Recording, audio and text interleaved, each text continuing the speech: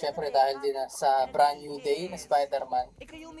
Pero dahil din sa mga memes no, na nagsisilabasan, dahil nga napapanahon. Naalala ko yung fresh pa rin naman sa utak ko, yung nangyari dito sa Gagamboy. No? Subong Navarro, naging si Gagamboy, tapos kalaban niya si Ipisman. Pareho silang nakain or nalunok yung mga insekto na yun, kaya sila nagkaroon ng superpower. Parang hindi naman siya si Spider-Man talaga kasi si Web Web sila Spider-Man. Ngayon ko nga lang din na-realize or naalala ulit na hindi siya naggaganon parang si Spider-Man. Para siyang gumagawa ng ng rugby or clay sa kamay niya na slimy. Parang hindi talaga siya gagampo pag iniisip mo Hindi siya gumagawa ng sapot na katulad ng nila Spider-Man or mga pangkaraniwang gagamba. Pero gagampo yung pangalan niya. Sobrang simple lang ng story, ng plot, no? Masama si Ipisman, mabait si Gagamboy, may pinagagawan silang dalaga, si Aubrey Miles, babae, kanilang love interest dito. At sobrang simple. Ang director nito si Eric Mati. Siya rin yung director dun sa The Aswang Chronicle ba yun? Tik-Tik The Aswang Chronicle. Yung isa sa mga paborito kong Filipino movie.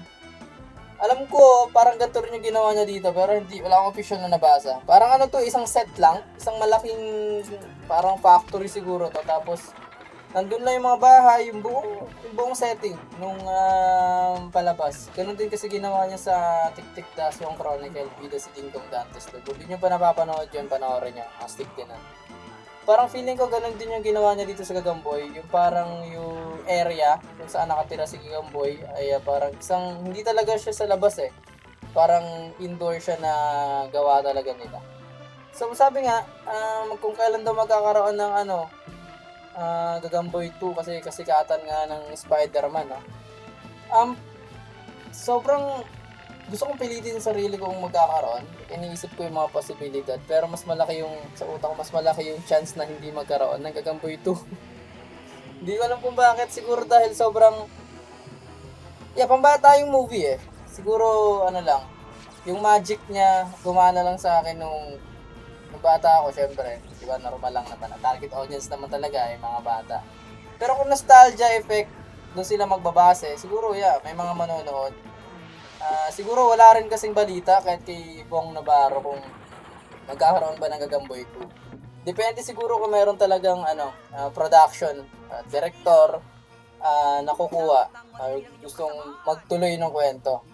Pero feeling ko maganda nilang gawin parang passing the baton. Andun pa rin si Gagamboy tapos may ipapasa na lang niya sa susunod na Gagamboy na sana mas medyo hawig natin kay yung mga classic na para sa akin mas magiging mabenta siya kung medyo hawig man lang kay yung kapangyarihan kay Spider-Man yung magsuswing. Hindi siya nagsuswing dito Tapos yung sapot niya parang hindi talaga panggagamba, more parang si Elastic Man. Mas siya kay Elastic Man, mas malapit siya kay Elastic Man kaysa kay Spider-Man.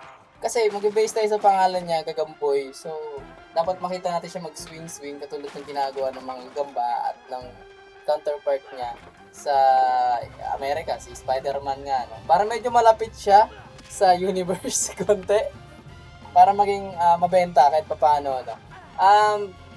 Pero hindi yata soon. Kung magkakaroon man, ang perfect na scenario sana, ang perfect na time ay nung No Way Home. Yun talaga yung perfect na movie para, kumbaga, sakyan nila yung hype. Pero okay rin tong Brand New Day. Kasi nagkakaroon nga ng trend sa TikTok ngayon, yung ending ng Brand New Day. May kanta doon yung si Steve Lacy, yung Oh Yeah, yung background. So, may parang mga doon Ang trend doon ay i-edit mo yung parang kung saan ka nakatira, yung city mo. At yun yung background. Gagayahin mo kumbaga yung parang edit doon sa ending ng Spider-Man. At may mga gumagawa nga ng mga Pilipino at ang gaganda nga. At kadalasan mga comment doon, Gagamboy, Gagambino, Gagamboy, ganun. So, hindi natin alam. Pero para sa akin, pinaka-perfect sana gumawa ng Gagamboy 2 ay noong No Way Home. Kasi parang isasabay mo talaga siya sa storya nila, yung tatlong Spider-Man, di ba? Nagkaroon pa nga ng mga meme doon, naka-zoom call daw ni Bong yung tatlo, si Andrew, si Toby, tsaka si Tom. Ah, yung mga nakaraang Spider-Man. Di ba? Sakto sana yun. Parang marketing na rin na parang effortless sila makakapag-market ng kanilang movie. Pero, yeah, kahit gusto ko, parang malabo magkaroon ng Gagamboy 2 soon. Eh, siguro, sa ibang pagkakataon, kung may makita sila talagang, di ba? Pumutok talaga yung Gagamboy 2, gustuin talaga ng mga tao. Pero feeling ko mas maganda nga, passing the baton, mas batang karakter, mas batang bida para mahaba kung gusto nila ituloy at mas compelling na story, mas kumbaga nila sa mga tao sa ngayon, lalo na sa lipunan ngayon, di ba? Dami ng masamang balita, mga bad news, i-connect nila doon, di ba? Pwede, tapos mga korupsyon, mga ganyang bagay yung sa lipunan natin. Tapos si Gagamboy, paano niya lalabanan, paano siya mamumuhay bilang isang gagamboy at bilang isang tao. Sa case na to si Junie. Si Junie tsaka si Gagamboy. Pero sa mga nakakalala ng movie, maganda to at panoorin nyo kung gusto nyo ulit ma-refresh yung kanyang mga memories nyo. Sa YouTube, pinost naman siya. Legal naman siya sa YouTube na pinost. So, yun lang. Gagamboy Part 2. Sana magkaroon. Sana mali ako. Sana mali ako ng akala na hindi pa muna magkakaroon. Sana magkaroon. So, yun guys. Peace out. Peace.